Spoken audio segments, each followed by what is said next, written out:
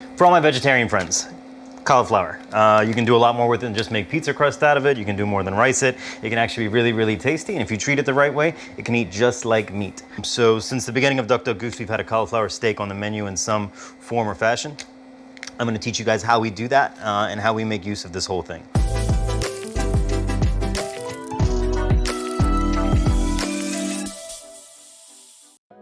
So first and foremost, have a pan going hot while you get your cauliflower prepped, because it is important that you have a really hot pan.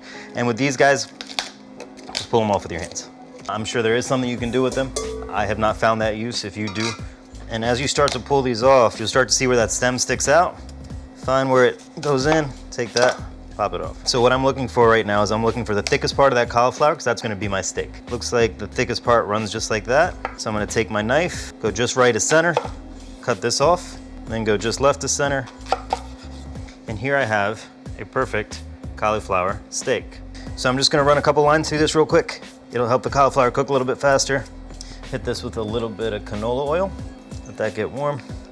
Do the same thing here. 3-finger pinch of salt, flip her over.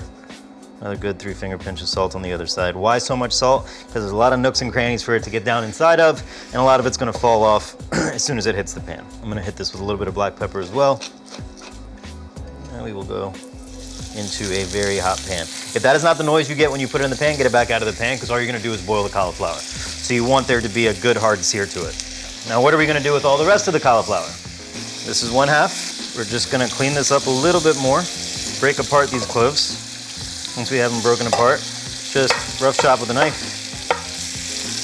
And for those of you vegans out there, you can puree this cauliflower, and it's a really, really nice substitute to like a heavy cream or any kind of dairy base that you were gonna put into like a sauce or something like that. Put this back in my bowl.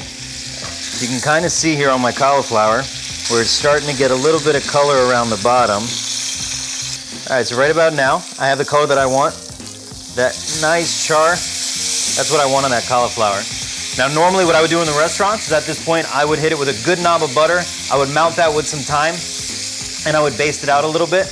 But for my vegan friends, I'm not gonna do that today. We're just gonna cook it in olive oil. So at this point, I'm gonna hit this with a touch more salt, sprig of thyme, and we're gonna take this into a 425-degree oven for about 10 or 12 minutes, or until it's nice and tender. So the cauliflower is nice and soft. The cream is cooked down a little bit. Now all that's left to do is to put it in a blender and let the blender do its thing. I will scoop up the cauliflower, get it into the blender. And gentlemen, start your engines.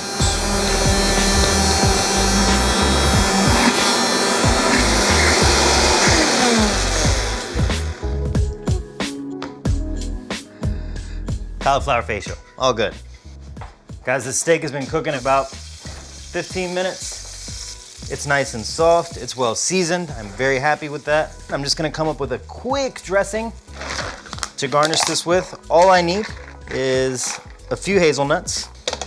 Hazelnuts go into the bowl. Good pinch of salt. Good squeeze of honey. We'll hit this with a little bit of olive oil. Rough chop with the parsley.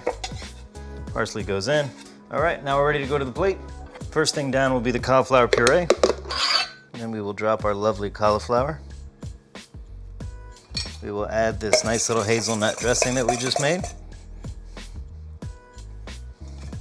There you have cauliflower steak, cauliflower puree, little hazelnut dressing. Hope you guys enjoy.